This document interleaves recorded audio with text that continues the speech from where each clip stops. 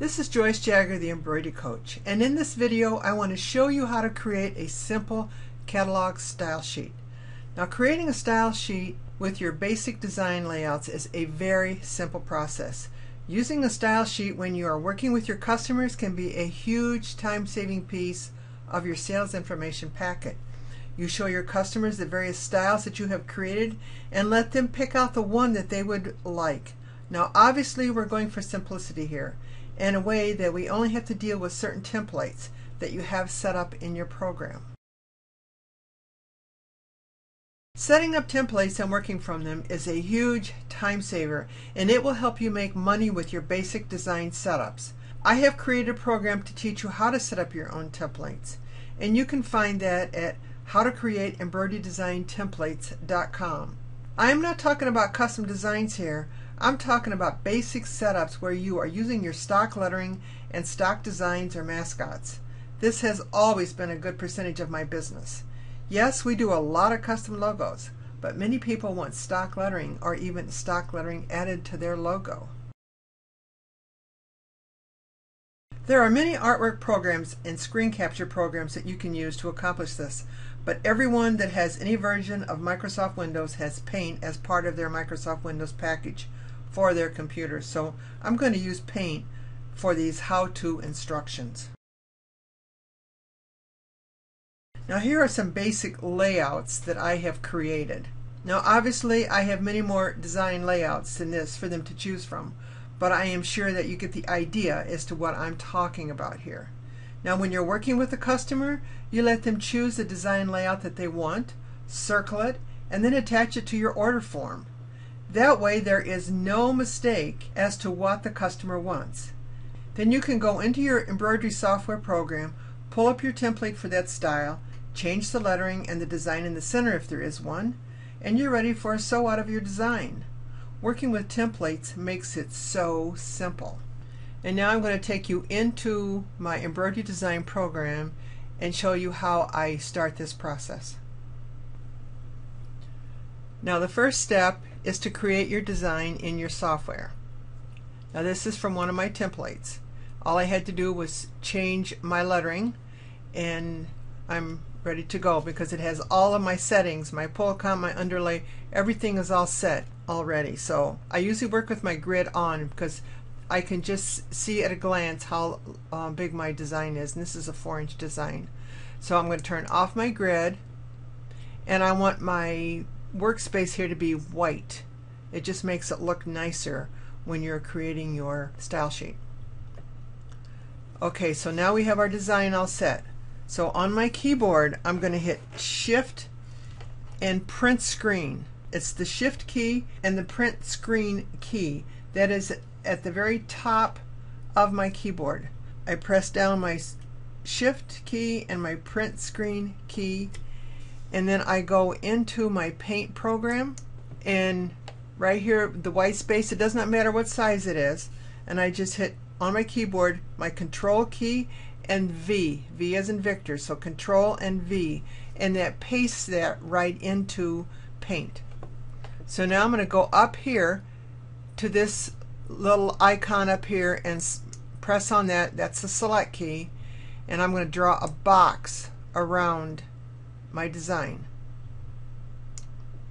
Then I'm going to hit my Control and my X key. That cuts that design right out of that page.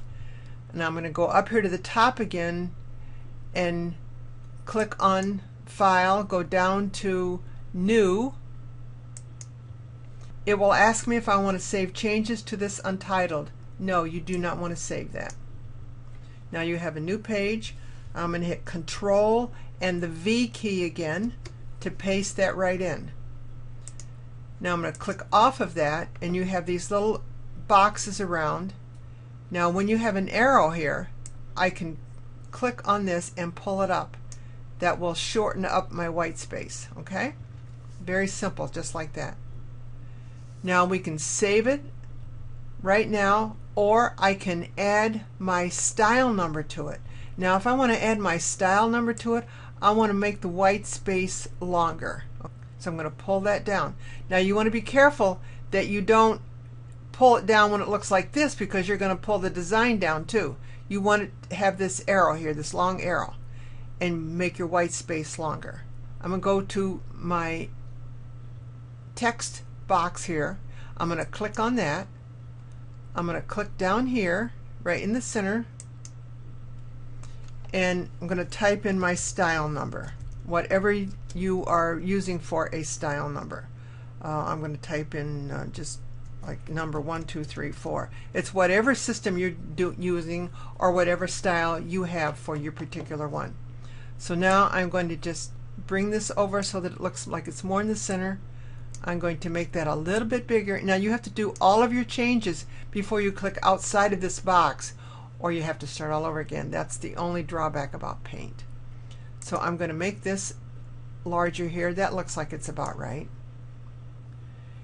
It looks like it's fairly well centered, maybe a little bit more here. Now I can click outside of my box, and there's my style number. So now I'm all ready to save this. So now I'm going to go up here, and I'm going to click on this, and I'm going to do a save as, and right on my desktop I'm going to put this, and I'm just going to call it Endicott Johnson, just for my reference. And I'm saving it as a PNG. You can save it as a PNG or as a JPEG. So I'm just going to click Save. Now I'm going to go to Word, open that up, and this is exactly where we're going to create our style sheet. I'm going to put a title on it. You can title it whatever you want. I'm just going to put on here Style Sheet. You can have you put your logo on it. You can just do anything that you want to make it look nice. And I'm just going to make that bold. Okay. So now the very next thing we do is we want to add a text box. Now the reason that I do that is because when you insert a text box and then you put your design inside of the text box, you are able to move that box any place you want on the page. And as I am creating my style sheets, I always want to make changes and move things around. If you just insert your picture directly onto the page, you have a lot more trouble with it trying to get it moved around the way you want it. So it is much nicer to add a text box. So we're going to go up here to Insert, click on Insert, Text Box, and right down here is a drop down, and I use this simple text box. As long as it has this little green circle up here and these dots and circles around it, I can catch the box here and move it any place I want. You see how that star is there? I can just pick this up and move it any place that I want to put it. Okay? It just is that simple. Now you want to highlight your box here and go back to Insert, go to Picture, and I'm going to pick up my picture that is on my desktop. There's my style right there, and it automatically went inside of the box. Now I can make it larger or smaller, whatever I want to do with it. Now if I do this and make it larger, then I have to go back and click on my text box and make that larger also. And then I can bring this up, so I'm just going to pull that back out. You want to make it nice and even. And then with your box, when you insert it, you can change the shape of it. You can make it a different color. There's lots of things that you can do with it if you want to dress up your boxes and make your border look a little bit better. Okay? But it's as simple as that, and you just continue this all the way through. And you can go over here and you can insert another text box, move it over, insert, highlight it, and insert your next one. I just have the same one here. That's all I'm going to do. But you get the idea here. And it is just so simple. And like I said, you can move these around any place you want. You can even reshape your box around it if you want to make the frame look really nice.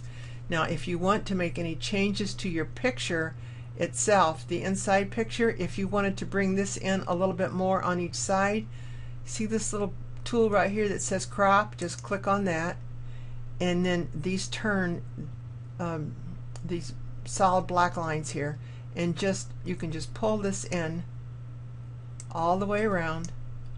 You have to click on those like that, and because very often you want to crop your picture a little bit, but that's how simple it is. And again, anytime you can just pick up your box and move it any place you want. You can type lettering in here, and if you have lettering that you want to type in here like this and it's going behind your box, you click on your box and you go up to format and see this text wrap, and I usually just use tight, and you can just keep right on typing here, and it'll just keep going underneath it.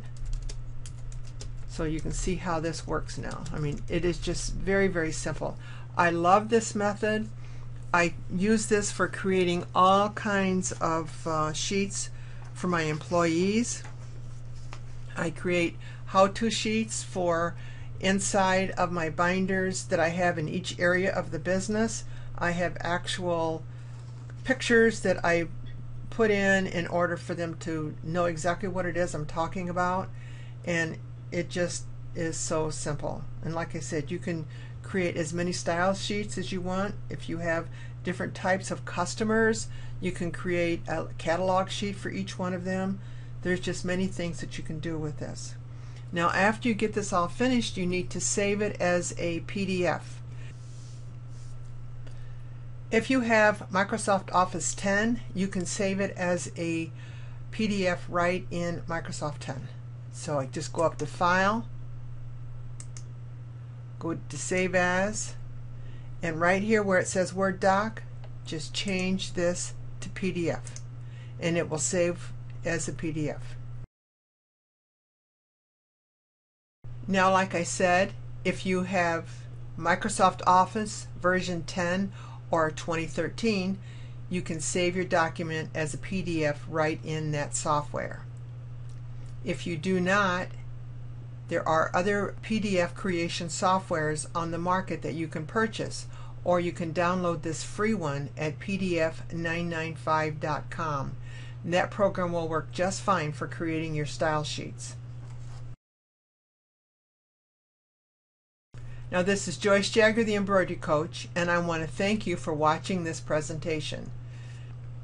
I'd like to invite you to go to theembroiderycoach.com to see how I can help you become more profitable with your embroidery business. And you can email me with any questions at joyce@theembroiderycoach.com or asktheembroiderycoach.com, and register for one of our free embroidery Q&A webinars.